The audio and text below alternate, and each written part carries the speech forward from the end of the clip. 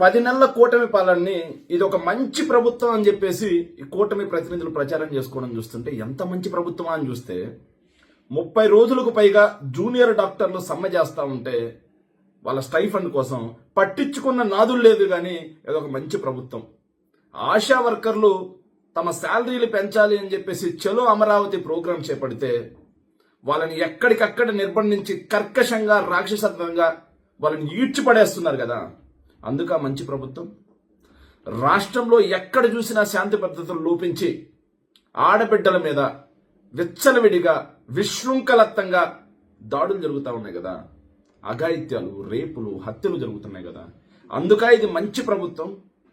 వచ్చిన 9 నెలల్లో group 2 అభ్యర్థులని road పాలు చేసి వాళ్ళు నిరసనలు తెలిపే విధంగా తీసుకొచ్చి వాళ్ళకి ఎగ్జామ్ కూడా చక్కగా పెట్టలేనందుక ఇది మంచి ప్రభుత్వం. పెట్టిన మొదటి హామీ ఏదైతే డిఎస్సి దాన్ని కూడా ఈ రోజు వరకు నోటిఫికేషన్ ఇవ్వలేనందుక ఇది మంచి ప్రభుత్వం. ఏదైతే రాష్ట్ర ప్రజల నెత్తిన అప్పుల కుప్పగా మారుస్తున్నారు చూసావా, కేవలం ఏడాది దాటకుండానే 1,50,000 కోట్ల అప్పు, వచ్చే ఏడాదికి ఇంకొక 1,00,000 కోట్ల అప్పు తీసుకొస్తున్నట్టుగా బడ్జెట్లో ఎస్టిమేషన్స్.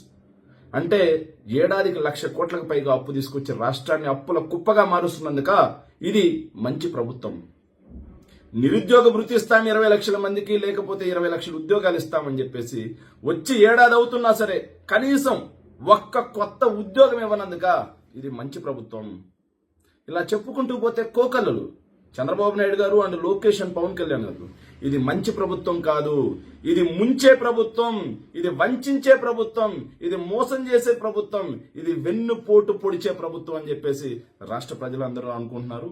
ఎకనైనా మొద్దు నిద్ర వీడి చెప్పిన హామీలను తూచా తప్పకుండా పాటించవలసిందిగా వినమ్రంగా 10 నెలల కూటమి పాలనని ఇది ఒక మంచి ప్రభుత్వం అని చెప్పేసి ఈ కూటమి ప్రతినిధులు ప్రచారం చేసుకోవడం చూస్తుంటే ఎంత మంచి ప్రభుత్వం అని చూస్తే 30 రోజులకు పైగా జూనియర్ డాక్టర్లు సమ్మె చేస్తూ ఉంటే వాళ్ళ స్టైఫండ్ కోసం పట్టించుకున్న నాదులు లేదు కానీ ఇదొక మంచి ప్రభుత్వం.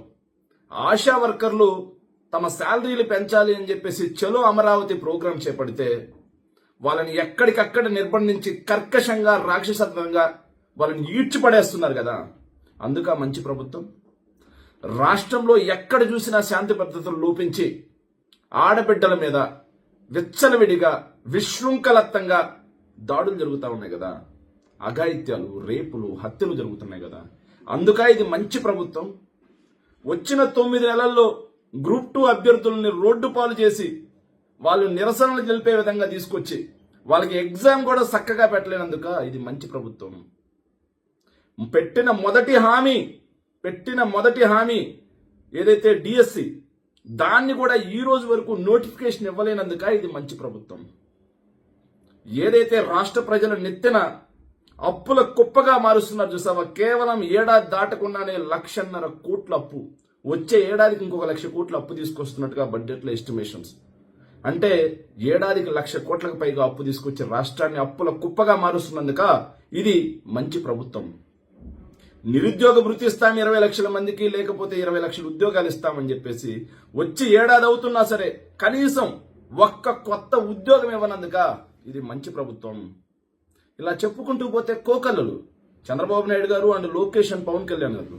ఇది మంచి ప్రభుత్వం కాదు, ఇది ముంచే ప్రభుత్వం, ఇది వంచే ప్రభుత్వం, ఇది మోసం చేసే ప్రభుత్వం, ఇది వెన్నుపోటు పొడిచే ప్రభుత్వం అని చెప్పేసి రాష్ట్ర ప్రజలందరూ అనుకుంటున్నారు. ఎకనైనా మొద్దు నిద్ర వీడి చెప్పిన హామీలను తూచా తప్పకుండా పాటించవలసిందిగా వినమ్రంగా మనవి చేసుకుంటున్నాను.